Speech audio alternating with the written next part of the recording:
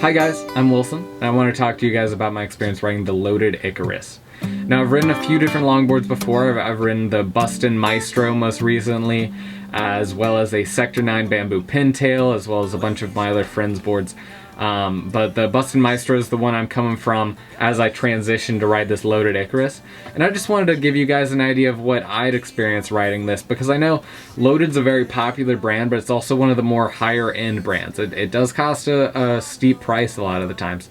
But they are really nice, especially you try it in store and you're like, oh shoot, this deck feels sweet. Should I pull the trigger? So I just wanted to talk to you guys about what my thoughts were so far. So yeah, just to give you guys a heads up on my setup, I'm riding a purple orangutan stimulus wheels, and those are 83A durometer right now.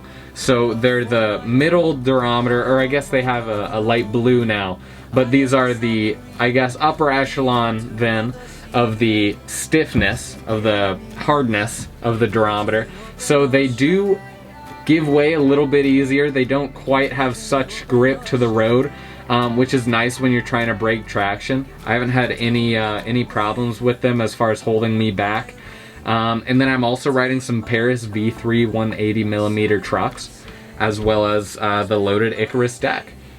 Yeah, so the trucks for the Paris V3 have been super good. They come standard with most loaded decks. I believe they just have a partnership there. And honestly, they're super carvy and they fit this deck perfectly, because honestly, this is what this board was designed for, is getting that really like surfy, fun cruise. Wherever you are, whether you're in flatland or uphills, downhills, whatever, you're able to have a lot of fun with this. And that's honestly my biggest takeaway so far, is just like the versatility. Recently I've been getting into freestyling, which these don't have the biggest tails. The tails were a little bigger on my Maestro, but overall these are totally usable if you're trying to just tic-tac around a corner or bust some boneless tricks or whatever. They really are really usable for that. So I've been having a blast learning some freestyle tricks and whatnot. And yeah, so that's sort of the board. Also, it's made of this bamboo mixed with fiberglass sort of construction, which makes it, as you know with a lot of loaded boards, very flexy. It's got a lot of shock absorption. If you're sidewalk surfing or whatnot, you really don't feel much, which is super nice. Just aids in that surfy, like smooth vibe. Yeah, so I've really enjoyed that. I have the Flex 2, which is a happy medium between the stiffer flexes and the ones that give way more. Yeah, but I've had a really happy medium there.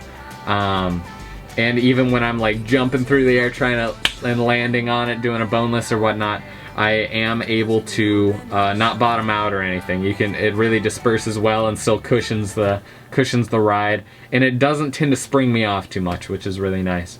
But no, honestly, this board's super great for downhill riding. I haven't ridden a ton of downhill, but if you need to, it gets the job done for sure. If you want to go sideways, it won't hold you back at all. And also, it's very light. I'm coming, like I said, from the Bustin' Maestro, from the Sector 9, where a lot of these are a stiffer, just heavier construction. And especially when you're trying to pop the board up, whether you're going over a curb or trying to do an arrow grab or whatever trick, flipping it, this one just makes it a lot easier. It's about 38 inches, which means it's sort of not the biggest board in the world, but it's a good size, I've found.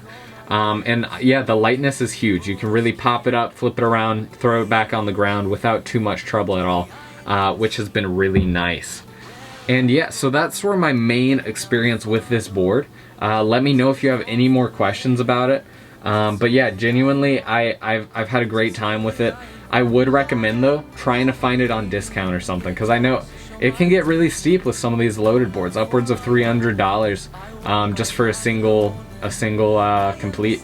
But I was able to actually get the display model, which I suggest you ask your local skate shop about selling their display models, because often those will be cheaper since they've had people riding them in the store just sitting around for a while.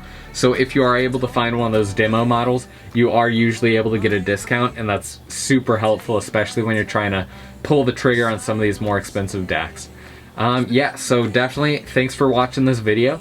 Let me know if you have any more questions. And yeah, I'll catch you guys later. Peace. When it all comes down,